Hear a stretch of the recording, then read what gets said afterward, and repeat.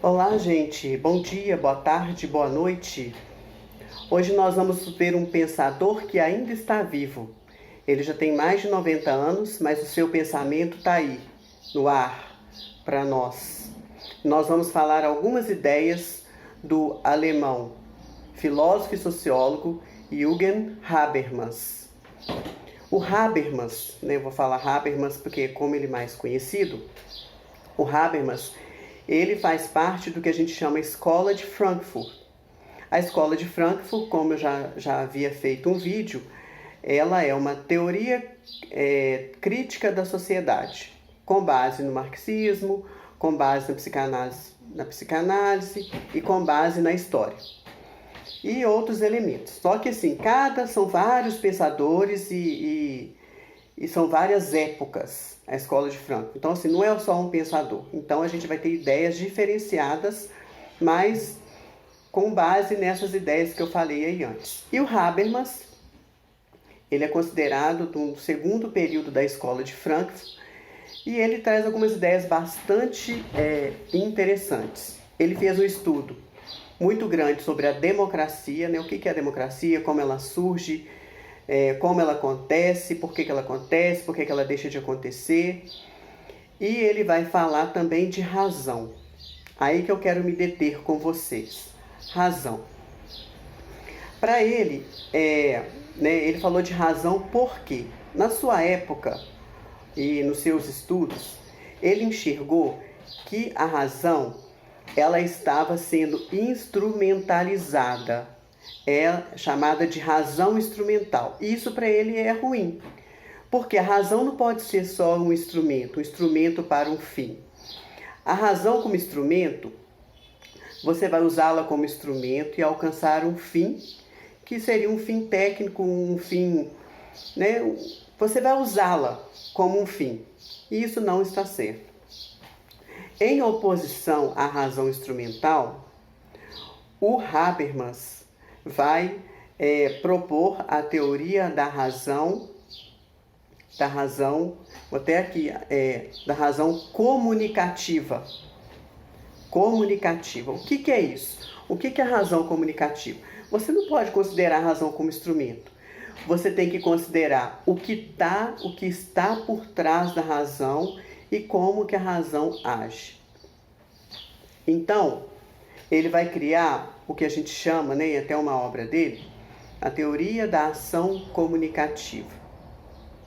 Para Habermas, a comunicação é uma das coisas mais importantes e fundantes de uma sociedade. A comunicação. Olha que interessante. Então, quando se fala em Habermas, não se pode deixar de levar em consideração a comunicação. A comunicação, porque é ela que faz parte. Então, como eu disse, o Habermas vai se preocupar com a democracia, com a razão, com a racionalidade comunicativa, com a comunicação em si e com a comunicação, dentro que ele chama de esfera pública. O que é esfera pública? É qualquer espaço de interação e de comunicação. Lógico, gente, nós estamos nesta aula de filosofia apenas fazendo um recorte do pensamento de Habermas. Habermas ainda não morreu, a teoria dele é imensa, então exige um aprofundamento. Mas o que eu quero deixar nessa aula para vocês é isso. A importância da comunicação em Habermas, a importância de não instrumentalizar a razão. A razão não é só para fazer as coisas. A razão, ela tem, parafraseando outros autores, a razão ela tem uma razão de ser. Ela tem uma razão por trás da própria razão. Ela não é apenas um instrumento. Só dando um exemplo, muitos autores da Escola de Frankfurt, aqui na minha camisa tem o nome de alguns, vão dizer o seguinte, que no nazismo, a razão instrumental, ela operou. Por quê? Em nome de uma razão, com o objetivo né, de uma razão, justificou-se a matança de muitas pessoas. Então, assim, por isso que ele fala que a razão ela não pode ser apenas um instrumento. A razão ela tem que estar, ela tem que estar por trás das coisas e por trás dela mesma, tá? Agora, tem um filme bem interessante. Eu assisti, já tinha assistido esse filme algumas vezes e assisti de novo para poder falar para vocês. Aí eu fiquei pensando, qual a ligação desse filme